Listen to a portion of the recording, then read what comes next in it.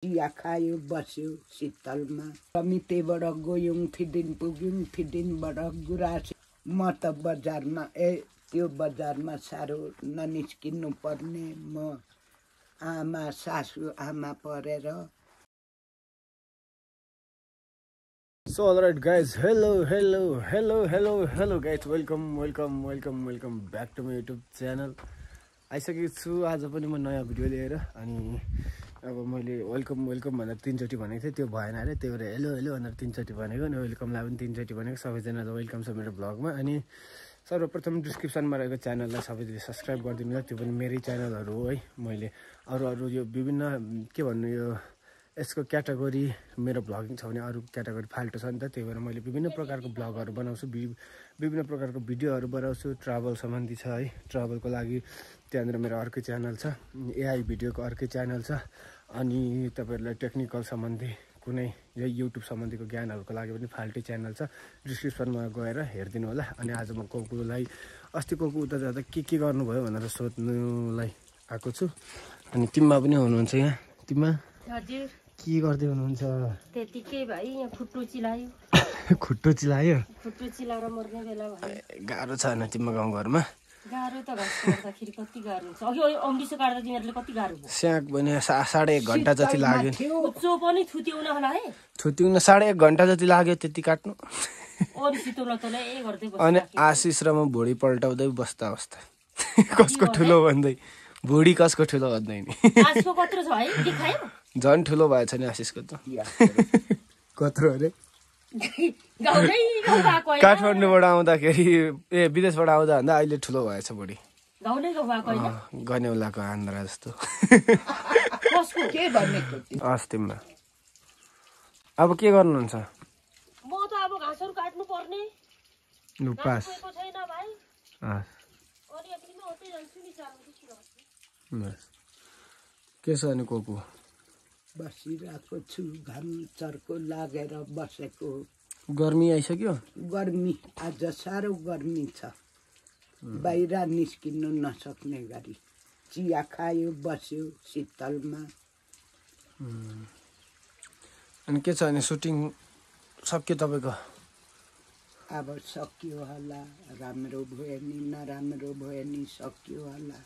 अनि म त तपाईँको सुटिङ यो के भन्छ सकिएर एउटा भिडियो बनाउनु पर्यो कस्तो भयो भनेर भनेको। अब भ्याइएन, आज बनाउँदैछु। अनि भन्नु न अनि कस्तो भयो नि यहाँदेखि गएदेखिको तपाईँको सुटिङ टाइमको एक्सपिरियन्सहरू सुनाउनु त। यहाँबाट गयौँ र रमिते बसे। अनि 4-5 जना लिनु आयो। अनि त्यहाँबाट गयौँ अनि त्यहाँ रमितेबाट गयौँ, फिदिन पुग्यौँ, फिदिनबाट गुराँसतिर सामान बटुल्दै गयौँ। अनि त्यहाँबाट गोपेटार पुगेर चिया खानु कि भन्यौँ, 1 बजिसक्यो। अनि माथि त्यो भोटे गाउँ गोगुने भन्नेमा 2 बजी पुग्यौँ। अनि त्यहाँ खाना खाँदा गर्दा अनि त्यहाँ बस्ने ठाउँ रहेछ। यस्तो घर फुलले बेरी मारेको राम्रो घर, लक्षिमको परेको राम्रो घर।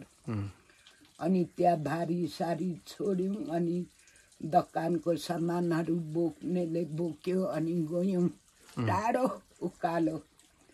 अनि माथि गएर बजार लाग्यो, सबै थियो।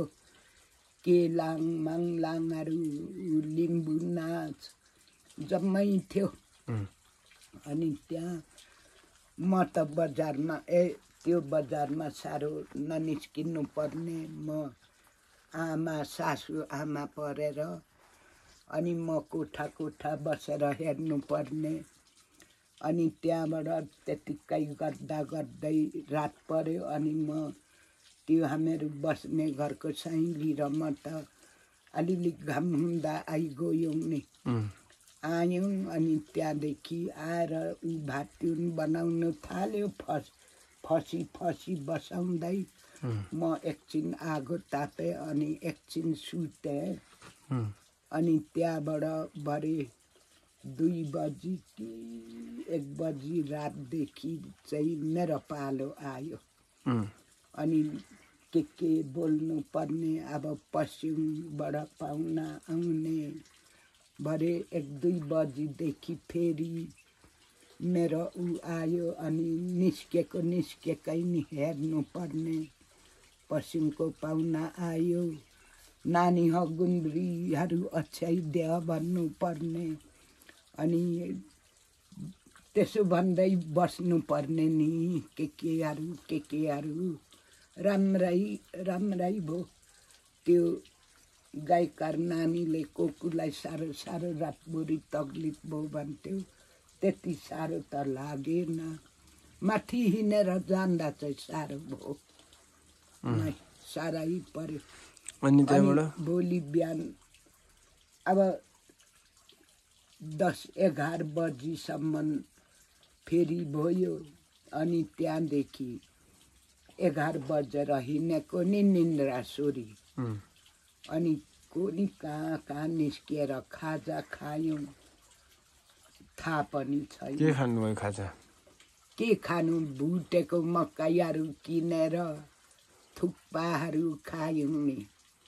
केहरू भुटेको यो मुरली मकै हलाउ पाकिटको।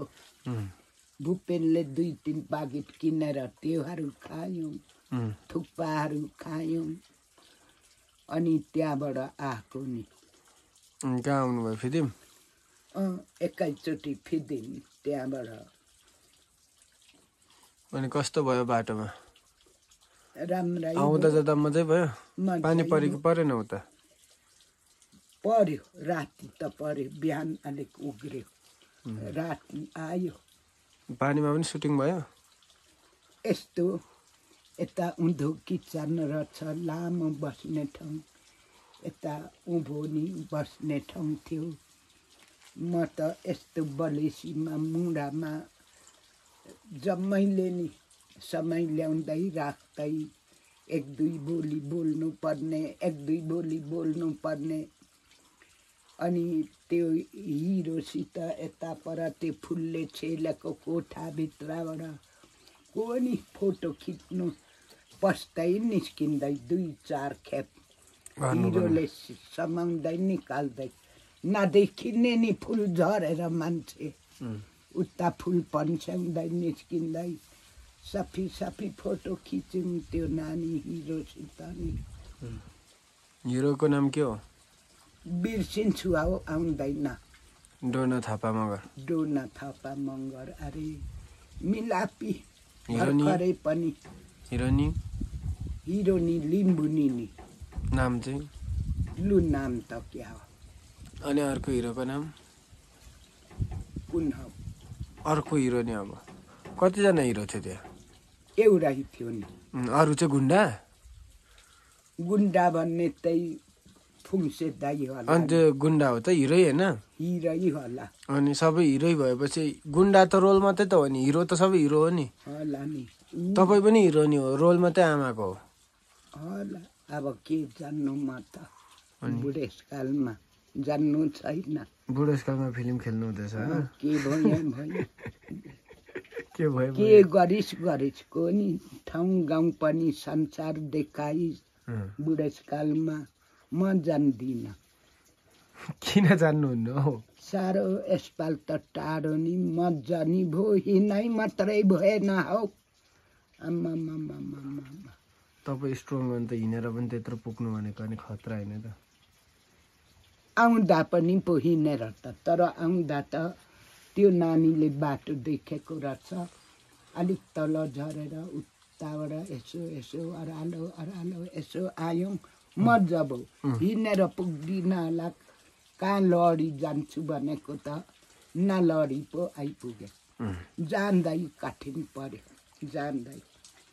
अनि त्यो नानीसित बात मार्दै आयौँ नि हामीहरू घरै तक। अनि अरू त भरे आयो नि 8-10 बजीतिर। अनि कस्तो भयो अनि बाटोमा उता बस्दाखेरि? राम्रै। उता बस्दा खानासाना केहरू खानुभयो? कति बजीतिर खानुभयो? 10-11 बजी भयो होला नि खाना त भाले काटेन मासु दिएन राम्रै गर्यो राम्रै जम्मैले राम्रै गर्यो भूपेन दाइले नि साह्रो सम्हाल्यो त्यो गायकार नानीले अनि लेटाङबाट आउने हिरोनी बनाउने नानीहरू जम्मैले साह्रो सम्हाल्यो मलाई बे यत्तिकै नछोडी निस्किँदा नि माया गर्यो अनि पस्तानी अनि तपाईको बिग फ्यानहरु भेट्नु भयो कि भएन थियो थियो थियो कोहरू थियो कति जना थियो अब बजार कि ब्ल्याक थियो के कति जना हो अनि अब पुग्ने साथदेखि फोटो खिच्नु थालेन कहाँ कहाँको हो भन्नु त भन्यो सिनामको भन्यो सामाङ्गुको भन्यो थर्पुको भन्यो दारिम्बाको भन्यो उता टाढो टाढोको नि थियो छथरको नि थियो कहाँ कहाँको थियो जम्मैसित फोटो त खिच्यो अनि बिर्सिन्छु नि भन्नु त्यहाँ सुटिङमा गएर नयाँ चिनजान कतिजनासँग भयो अब जम्मैसित बोल्यौँ घर सोधे बिर्से नि तर बिर्सिन्छु नि चिनजान अनि कतिसँग भयो थाहा छैन जम्मैलाई सोधे घर कता नानीहरूको भने यहाँ भन्छ बिर्सिन्छु नि जे होस् अलमोस्ट सबै ठिकै भयो होइन हुनु चाहिँ मजै भयो राम्रै भयो राम्रै गरेन जम्मैले अनि अब त्यो भिडियो पछि रिलिज हुँदा निस्किँदा चाहिँ कस्तो निस्किन्छ जस्तो लागेको छ अब कस्तो निस्किन्छ होला जस्तो थियो त्यस्तै निस्किन्छ होला नि होइन मतलब भन्नु खोजेको कस्तो चाहिँ आउँछ होला भन्नु खोजेँ मैले राम्रै हुन्छ कि अब यसो सुटिङ हेर्दाखेरि सुटिङ गरेको हेर्दा यो राम्रो हुँदैन जस्तो लाग्छ कि हेर्दाखेरि त्यतिको मजाले चल्छ राम्रो निस्किन्छ कि भन्छु नै मेरो मनले नि राम्रो हुन्छ होला भनिराखेको छु राम्रै गरेको छ सुटिङ गर्नेहरू जम्मैले राम्रो गरेको छ अनि तपाईँलाई त्यो फिल्मको स्टोरी थाहा छ कि छैन कथा चाहिँ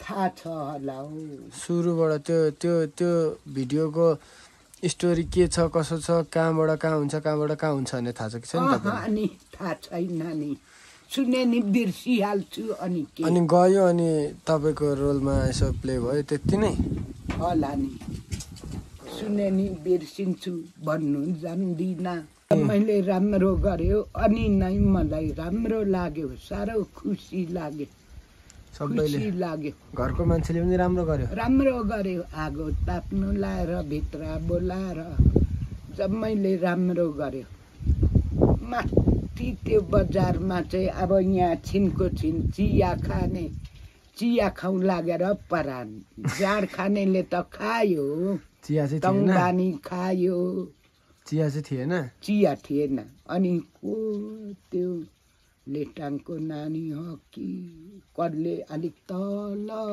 गाउँमा गएर पकाएर ल्याइदियो नि भन्नु चाहिँ चिया खानु मन लाग्यो भनेर अब दुनियाँले अनि के खान्छौ भन्छ त्यत्रो बगुन्द्रामा के खानु फेरि भोक लागेको थिएन जाडो थियो चिया चाहिँ खाउँ लाग्छ यहाँ पकाउने ठाउँ छैन रहेछ भने त्यो लेटाङको नानीले होला हौ लेटाङको नानीको मेकअप आर्टिस्ट हो मेकअप गर्ने मान्छे हो तपाईँको अनुहारमा यसो बनाइदिने मलाई नि दल दियो नगर न म त लाज हुन्छ मैले भिडियोमा देखिरहेको थिएँ एउटा टिका नलाई त म बुढी भएको म त भन्दा नि अलिअलि कोकु भन्दै हिरोनी बनाएर मलाई नि पो दल दिँदै थियो अनि दल्नु पनि भयो दल्यो नि होस् भन्दा नि बनायो नि अनि राम्रो हुनुभयो कि बनाएर के हुन्छ राम्रो भगवानले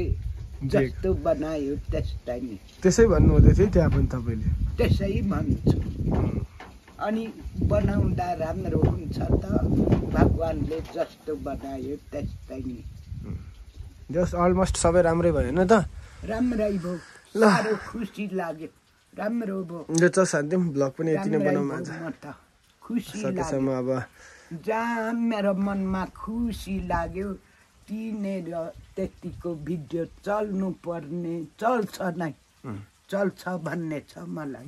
यो भिडियो चाहिँ चैतको 20 देखि 25 गते भित्रमा आउँदैछ। सबैजनाले हेरिदिनु होला। अनि हाम्रो कोकुलाई माया गर्ने सम्पूर्ण कोकुको फ्यानहरूले पनि यसो अलिअलि सहयोग गरिदिनु होला सेयर गरेर भिडियोलाई। अनि त्यस्तै छ साथीहरू, अब नेक्स्ट भ्लग लिएर आउनेछु। अहिलेको लागि बिदा हुँ कोकु।